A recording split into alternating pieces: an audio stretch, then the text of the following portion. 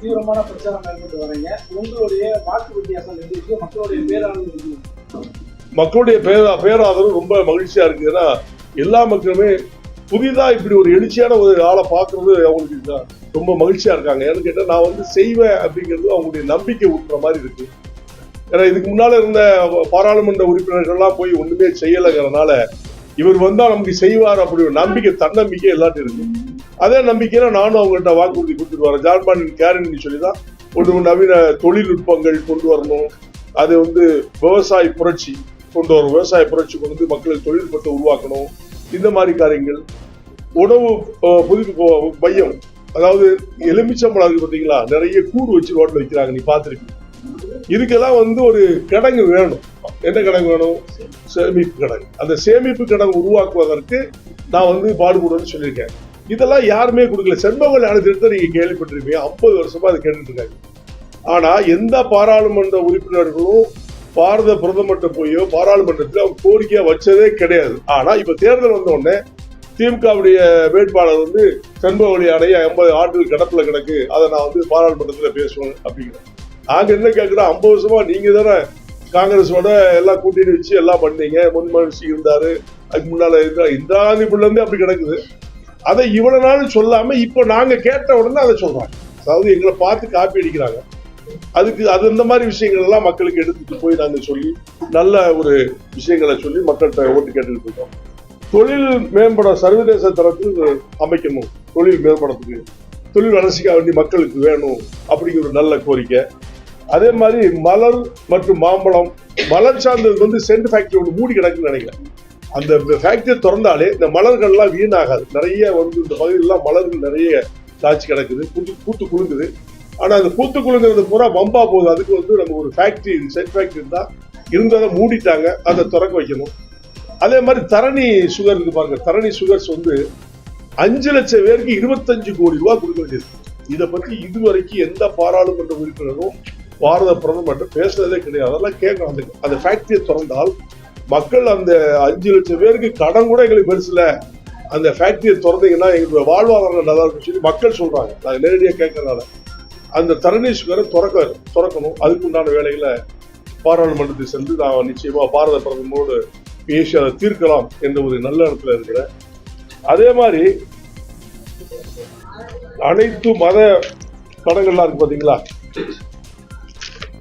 அந்த தலங்களை மேம்படுத்தணும் என்பது என்னுடைய ஆசை. அதாவது பாரபட்சம் இல்லாமல் கிறிஸ்தவர்கள், இஸ்லாம் சகோதரர்கள், இந்துக்கள் இவங்களெல்லாம் மதன நல்லிணக்க இணக்கத்தோடு கொண்டு வரணும்னு ரொம்ப ஆசை. அதை நிச்சயமா அந்த தொழிலை மேம்படுத்தணும் அப்படிங்கிறது என்னுடைய இது. அதே மாதிரி குற்றாலம் இருக்கு பார்த்தீங்களா, குற்றாலம் அதை உலகத்தர வாய்ந்த சுற்றுலா மையமா உருவாக்கணும். ஏன்னா இதை வச்சு யாருமே பேசல. சீசன்ல மட்டும் எல்லாம் வராங்கன்னா எல்லா நாட்டுல இருந்து வராங்க, எல்லா ஃபால்ஸ் நீர்வீழ்ச்சி எல்லாம் குளிச்சுட்டு போட்டோ எடுத்துட்டு அந்த நாட்டுல போய் அப்டேட் பண்ணிட்டு இருக்காங்க. இதை உலகத்தர வாய்ந்த சுற்றுலா தரமா கொண்டு வர்றதுக்கு பாரத பிரதமரோட பேசி நிச்சயமாக என்னால் செய்ய முடியும் நம்பிக்கை இருக்கு. நிச்சயமா இந்த மாதிரி நல்ல நல்ல காரியங்கள் நிறைய செய்யணும். ஐடியில் பார்க் கொண்டு வரணும். அதே மாதிரி நம்ம ரயில்வே முதன்மையாக கொண்டு வரணும் நான் ரொம்ப ஆசைப்படுறேன். அதாவது அந்த பிராட்கேஜ் இதெல்லாம் வச்சு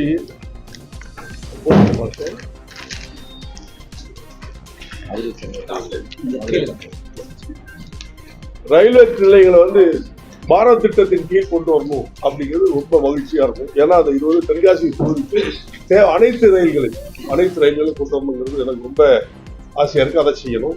அதே மாதிரி இந்த செங்கோட்டைக்கு போது பாருங்க, 2000 லாரி இங்க இருந்து மணல் கோரிகள்லாம் எடுத்துக்கொண்டு எல்லாத்தையும் எடுத்துட்டு போறோம். இது எல்லாமே நம்ம கண்ட்ரோல் பண்ணணும். ஏன்னா இதை இவங்க ரூலிங் பார்ட்ல அதை செய்யாம கனிம வளங்களை பூரா கெடுத்துக்கிட்டு இருக்காங்க. அது தென்காசியில் தான் அதிகமாக கனிம வளம் இருக்குது. கனிம வளம் பாதிக்குன்னு சொன்னா விவசாயிகள் பாதிக்கும்.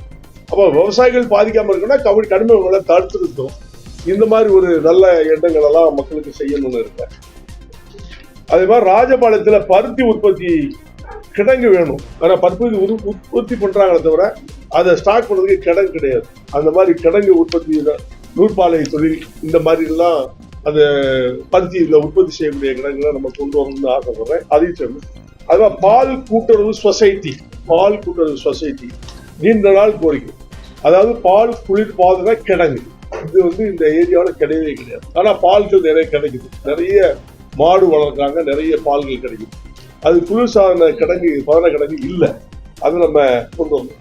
அது மாதிரி பெண்கள் சுயநல இருப்பது போல, சுய உதவிக்குழு இருப்பது போல ஆண்களுக்கும் சுய உதவிக்குழு வேணும் அப்படின்னு கேட்கணும். அதெல்லாம் நம்ம கோரிக்கையா வச்சிருக்கோம். அதாவது நெசவு தொழிலில் ஈடுபட்டு வருவோரின் வாழ்வாதாரத்தை பாதுகாக்க பாரத பிரதமர் மோடியின் விஸ்வகர்மா திட்டத்தை விரிவுபடுத்தணும் அப்படி. அவர் விஸ்வகர்மா திட்டத்துல நிறைய அதுல வந்து விஸ்வகர்மா சமுதாயத்தை சேர்ந்த நிறைய பேர்களை அதுல சேர்த்திருக்காங்க. அவ்வளவு பேருக்கும் வாழ்வாதார பிரச்சனையை உருவாக்குவதற்கு அது ஒரு நல்ல திட்டம், விஸ்வகர்மா திட்டம். அவங்க அந்த மக்களுக்கு நம்ம நிறைய சலுகைகள் செய்யணும் அப்படின்னு ஆசைப்படுறோம். அதையும் இந்த தொழில் இந்த இருக்கிற மக்களுக்கு செய்யலாம் அப்படிங்கிற மாதிரி. இஎஸ்ஐ மருத்துவமனை தரம் உயர்த்தி பீடி சுற்றும் பட்டாசு சுற்றுவர்களுக்கு இஎஸ்ஐ தீப்பெடி தொழிலாளருக்கு உலகத்துல வந்து மருத்துவத்தை கிடைக்க செய்யும். ஏன்னா மருத்துவத்துல நிறைய ஃபேக்டரிஸ் எல்லாம் வந்து இப்போ பட்டாசு தொழிற்சாலை நிறைய வெடிச்சு நிறைய இறந்து போறாங்க, நீங்க பார்த்துருக்கீங்க. அதே மாதிரி தீப்பெட்டி தொழிற்சாலை இந்த மாதிரிலாம் நிறைய வந்து ஆக்சிடென்ட்ஸ் நடக்குது. இதுக்கு இஎஸ்ஐ முதல் தரமா வந்து அவங்களுக்கு இஎஸ்ஐ கொடுக்கணும். இஎஸ்ஐ மீன்ஸ் மருத்துவ கல்லூரி அது மாதிரி மருத்துவ ஹாஸ்பிட்டல், இஎஸ்ஐ ஹாஸ்பிட்டல் கட்டி அவங்களுக்கு நல்லது செய்யணும்னா அது வேணும் அப்படிங்கிறத நான் கேட்கிறேன். அதுக்கு மருத்துவத்தை முதல்ல கொண்டு வரும், அதான் என்னுடைய வேலை. சாரி,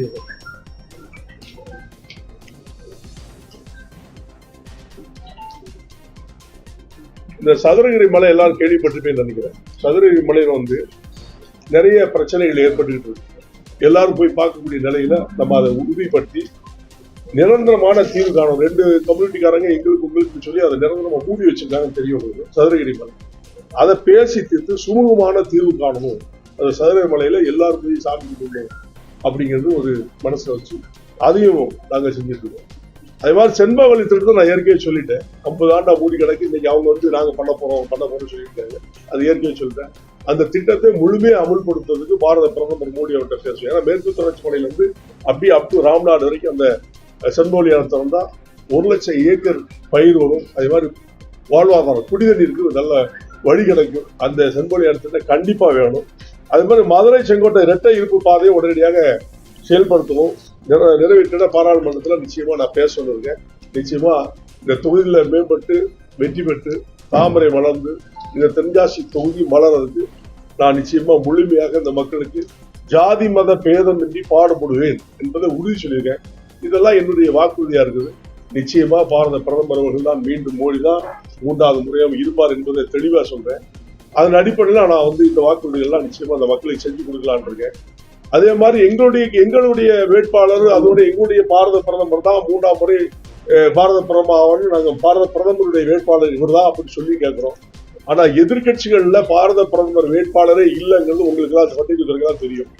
திமுகவுக்கு பாரத பிரதமர் யாருன்னா இப்ப வரைக்கும் INDA வந்து யாரு பாரத பிரதமர் அவங்களால சொல்ல முடியல.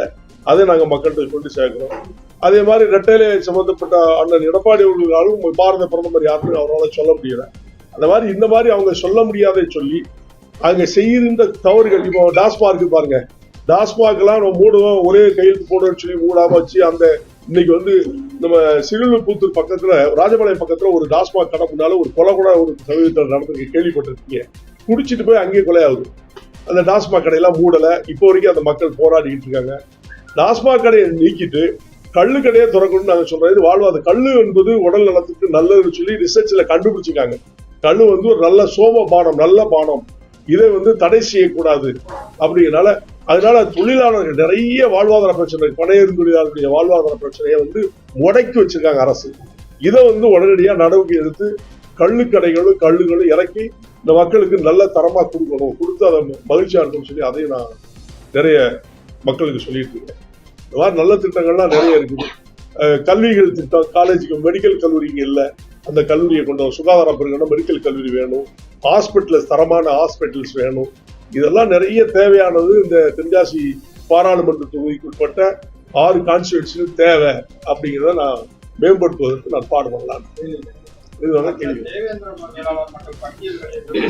சாத்தியமாகும் பட்சத்துல அந்த மக்களுக்கு சலுகைகள் பாதிக்கப்பட வாய்ப்பு அந்த தரப்பு மக்கள் ஏற்றுக்கொள்வாங்க. இப்ப நீங்க சொல்றது நீண்ட இது 40 வருஷம் 45 வருஷம் ஆன கோரிக்கை இன்னைக்கு நேரத்தில் ஏற்கனவே உட்பிரிவுகளை உள்ளடக்கி 7 பேர் பல பிரிவுகளா இருந்த பல்லர்களை ஒன்றாகி இன்னைக்கு நாங்க அரசாணை பெற்றிருக்கோம். அரசாணை நரேந்திர மோடி தான் நரேந்திரன் தேவேந்திரன் சொல்லி அவர்களால் கொடுக்கப்பட்ட தேவேந்திர குல வேளாளர் என்ற அரசாணை. இந்த அரசாணை கொண்டு நாங்க பட்டியல இருந்து வெளியில போகணும்னு கேட்டுக்கிட்டு இருக்கோம். பட்டியல இருந்து வெளியில போனா இந்த பாரத பிரதமர் மோடி அவர்களால் மட்டும்தான் தேவேந்திர குல வேளாளருக்கு சலுகை எடுத்து கடைசியா பாரத பிரதமர் தான் மானுடவியல் ஆராய்ச்சி மூலமா இந்த மக்களுக்கு இதை செஞ்சவெல்லாம் ஒற்றுமையாக்கணும் அப்படின்னு சொல்லிதான் அந்த நல்ல திட்டத்துல எங்களை எல்லாரும் ஒற்றுமையாக்கி தேவேந்திர குல வேளாளர் சரியானது அப்படி சொன்னா பாராளுமன்றத்துல கமிட்டி கூட்டி அதுக்கப்புறம் ஜனாதிபதி மூலமா கொடுத்துருக்காங்க. நாங்க என்ன கேட்கிறோம், பட்டியல இருந்து வெளியில போனா அதனால சலுகைகள் பாதிக்கும் என்பது தவறு. எங்களுக்கு ஸ்டேட்டஸ் மெயின். அது மாதிரி ஜாதியின் அடிப்படையில் எவ்வளவு மக்கள் ஜனத்தொகை இருக்காங்க, இந்த ஜனத்தொகையின் அடிப்படையில் விகிதாச்சார அடிப்படையில என்ன கொடுக்கலாம் அப்படின்னு சொல்லி அரசு முடிவெடுத்து எங்களுக்கு கொடுக்கணும், சலுகைகள் கொடுக்கணும். தென்காசி மக்களவை தொகுதியில் சங்கரன்கோயில், வாசநல்லூர், கடைநல்லூர் உள்ளிட்ட பல்வேறு பகுதியில் கணிசமான சிறுபான்மையினரோட ஓட்டுகள் இருக்கு. இப்படி இருக்கக்கூடிய சூழ்நிலையில் இன்னைக்கு பாஜக பொது சிவில் சட்டத்தை நாங்க அமல்படுத்தோம்னு சொல்லிட்டு தேர்தல் அறிக்கையில வெளியிட்டாங்க. அப்படி வரும்போது இதை கடுமையா எதிர்க்கக்கூடிய சிறுபான்மையினரோட ஓட்டு உங்களுக்கு பாதிப்பை ஏற்படுத்தாங்க. அதுல பொது சிவில் சட்டத்தை நாங்க வரவேற்கிறோம். ஏன்னா தமிழக மக்கள் முன்னேற்ற வரவேற்கிறோம். இந்த பொது சிவில் சட்டத்தினால இஸ்லாம் சகோதரர்களுக்கு என்ன இழுக்கு நீங்க சொல்லுங்க, என்ன பாதிப்பு என்னன்னு சொல்லுங்க. சும்மா பொதுப்படையா இதனால பாதிப்புன்னு சொல்லி மீடியா மூலமா பிரச்சாரம் பண்றீங்களே தவிர என்ன பாதிப்புன்னு அவங்க இது வரைக்கும் சொல்லவே இல்லையே. பொது சிவில் சட்டம் வேண்டாம் வேண்டாம் எதுக்குன்னு சொல்லி இன்ன வரைக்கும் காரணம் சொல்லுது. சிறுபான்மை மக்கள் என்றைக்காவது மோடிஜி அவங்கள பத்தி குறை சொல்லிக்காரா? அவர் என்ன அவருக்கு விரோதியா? அவர்களும் இந்தியாவில் வாழ்கின்ற ஒருவர் தான், இல்லைன்னு சொல்ல முடியாது. இந்த மாதிரி தவறான பிரச்சாரத்தை மீடியா மூலமாக கொண்டு போறாங்க. அது இந்த எதிர்கட்சிகள் கொண்டு போறாங்க. திமுக தான் இதை அதிகமா கொண்டு போய் மீடியா நிறைய வச்சுக்காங்க. அது மூலமா அவங்க கொண்டு போறாங்க. மற்றபடி அப்படியே அது தவறு அப்படி நினைச்சாலே அது பொது சட்டம் சரியே, அது எடுக்கணும்னு சொன்னா தப்பு. அதனால பாதிப்பு இஸ்லாம் சிறுபான்மை மக்களுக்கு இல்லைன்னு சொல்றாங்க. அவங்க நிறைய பேர் வரவேற்கிறாங்க. அது ஒண்ணு. ஒரு சாரா ஒரு சில அரசியலுக்காக வேண்டி இத பெருசா இஷ்யூ ஆகும்.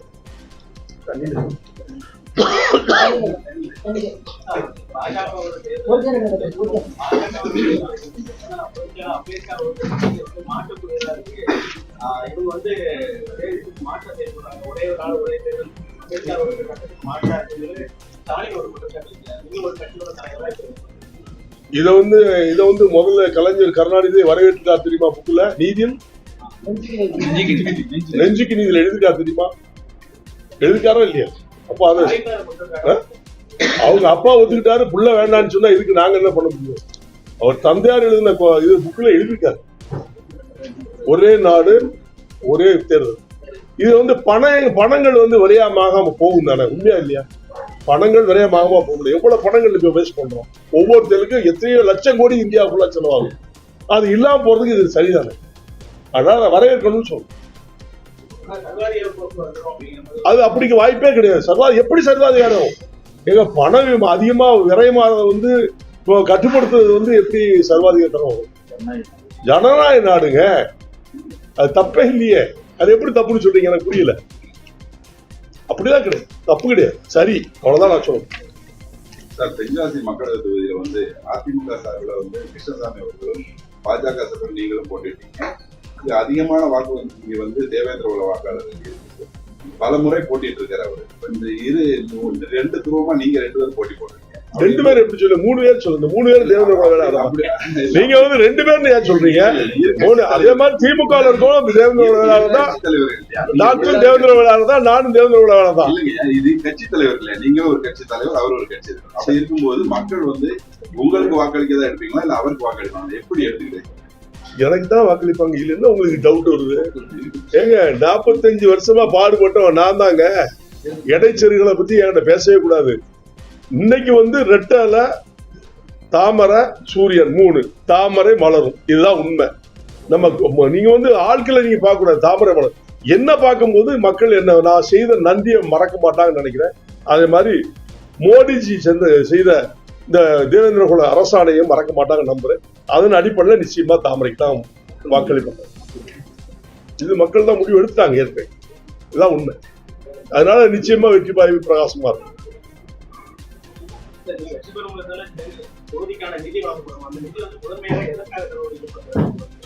அந்த சூழ்நிலையை பொறுத்து, அந்த மக்கள் கேட்கிற கோரிக்கையை பொறுத்து, அவங்க எதுக்கு தேவைன்னு சொல்லி விசாரிச்சு எந்தெந்த கிராமங்களுக்கு என்ன தேவை, எந்த சட்டமன்ற தொகுதிக்கு என்ன வேணும்னு கேட்டுட்டு அவங்களுடைய மனநிலையை புரிந்து அதுக்கு தகுந்த மாதிரி நான் செய்யணும்.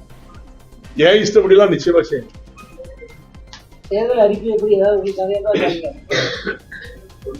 இன்னைக்கு கொடுத்துட்டு வாக்குறுதியில உங்களுக்கு எந்த விதமான இருந்தால் அது சொல்லலாம் சார். மக்களவை முன்னிட்டு தேர்தலை முன்னிட்டு வந்து இந்த ஒரே ஒரு முறையோட மோடி வந்து அத்தனை இதுவும் இதாயிருச்சு அப்படின்னு சொல்லிட்டு ஸ்டாலின் அவர்கள் சொல்லியிருக்காங்க.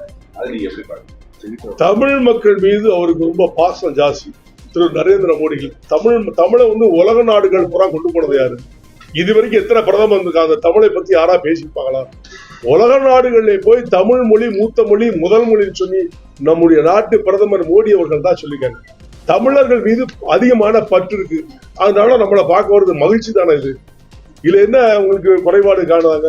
அவங்களுக்கு ஒரு பயம், அடிக்கடி பிரதமர் மோடி தமிழ் மக்கள் மீது கவனம் ஈர்ப்பு வைக்கிறாரு, அதனால நம்ம பாதிச்சிடுவோம்னு சொல்லி பயத்துல அவங்க புலம்பிட்டு இருக்காங்க. அவர் தமிழ் மக்கள் மொழி மீதும் தமிழ் மக்கள் மீதும் அதிகமாக நாட்டம் கொண்டவர் தான் பாரத பிரதமர் மோடி. அதன் அடிப்படையில் அடிக்கடி எங்கெல்லாம் நம்ம தமிழர்கள்லாம் பார்த்துட்டு இருக்காங்க.